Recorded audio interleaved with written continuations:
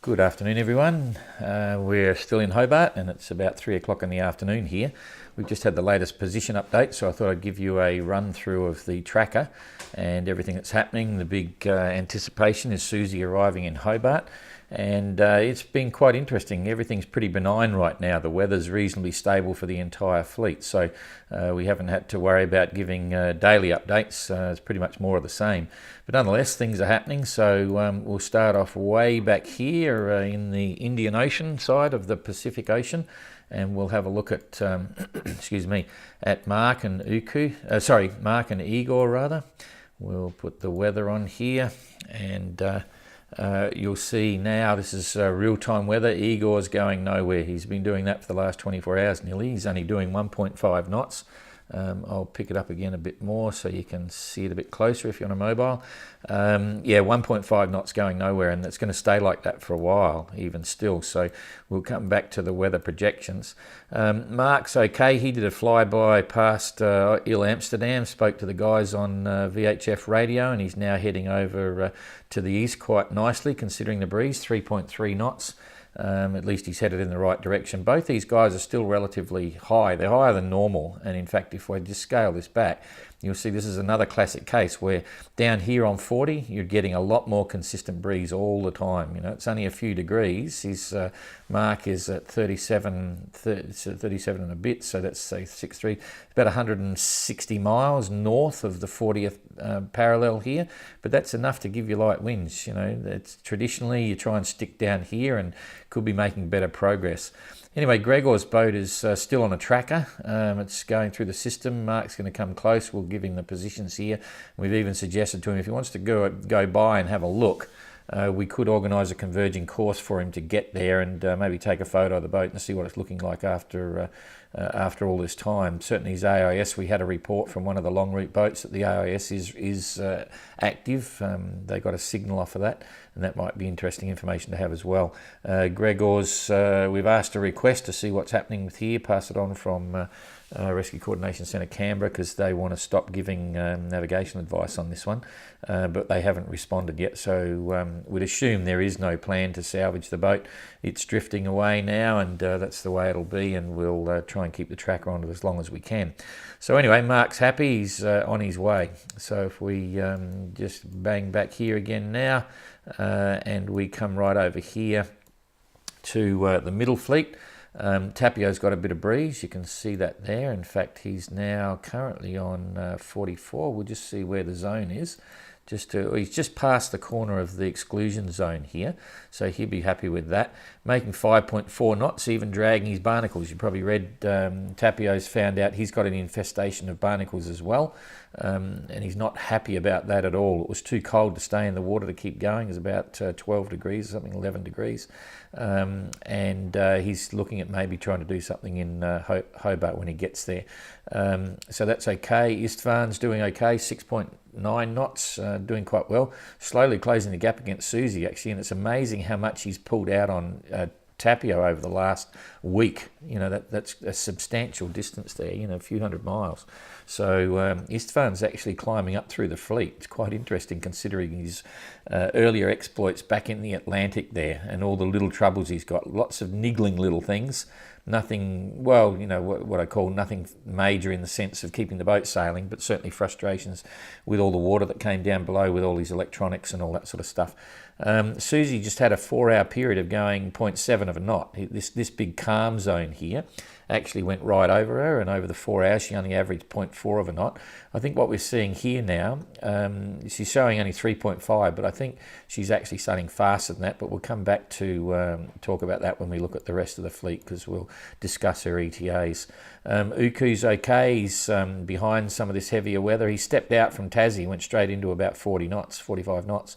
Settled down pretty quickly. Now he's making good time, 5.6 knots, heading straight across towards New Zealand, so he's happy with that.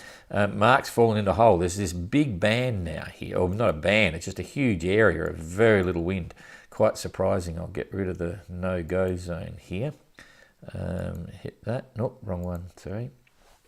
Okay, there's a massive area of virtually no wind, so Mark's been pretty much parked. He's still doing 3.7 knots, probably got all his light wind sails up, but he's not making any fast progress right now, and I think Uku's picking up on that.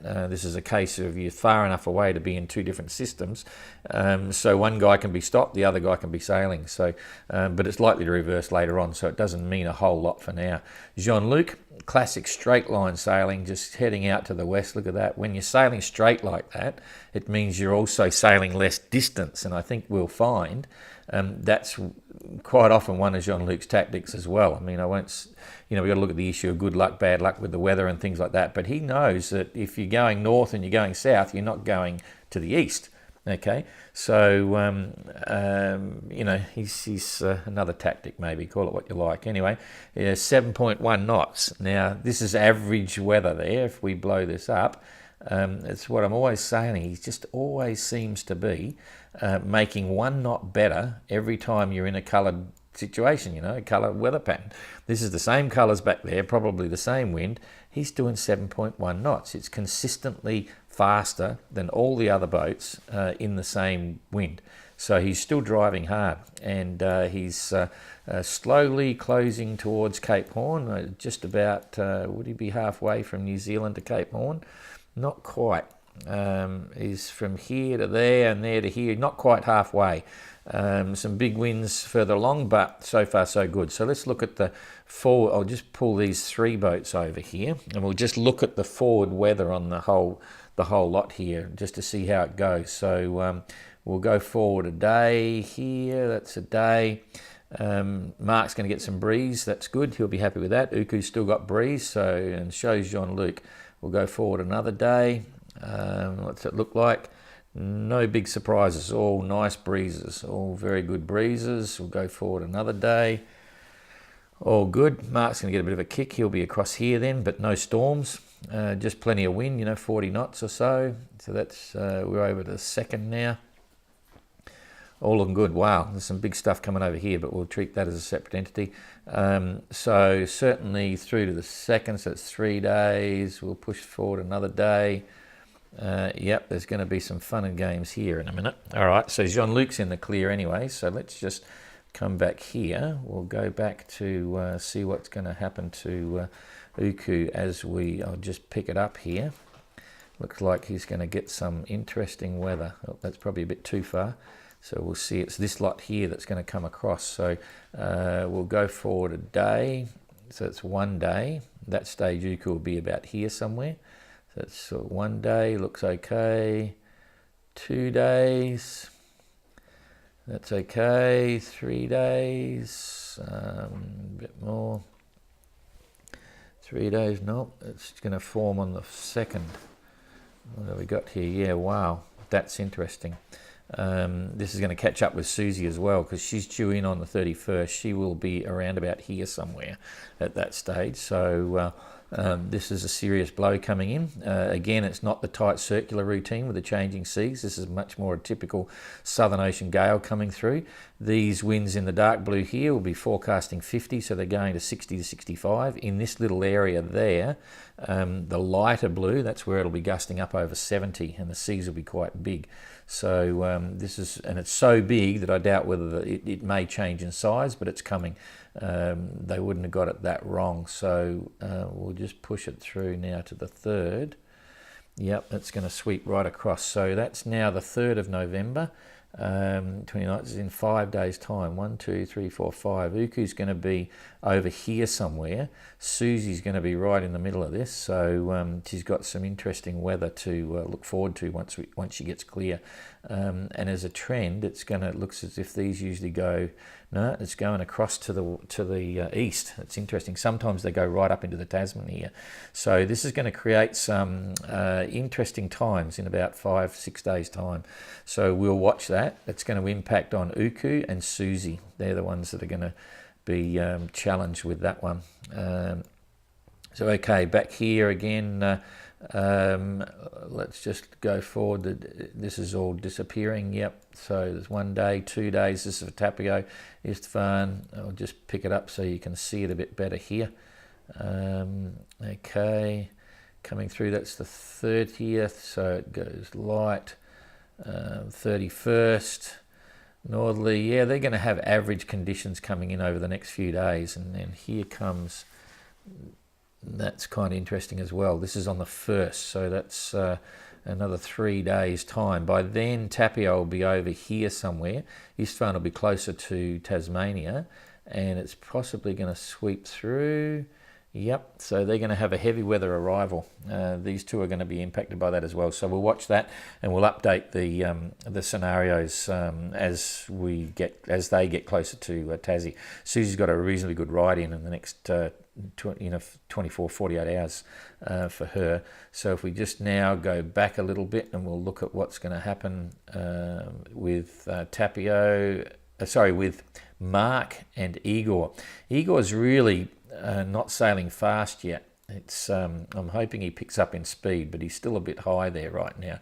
So we'll come across a day, still in a hole. He's not going anywhere. Mark's still sailing. Come across another day. He's got northerly. It's just going to push him down into a hole, and even then, this is the 40th. In that area, there's no wind there as well. But if Mark can come down, he's going to get a little bit better breeze. So we'll come across another day.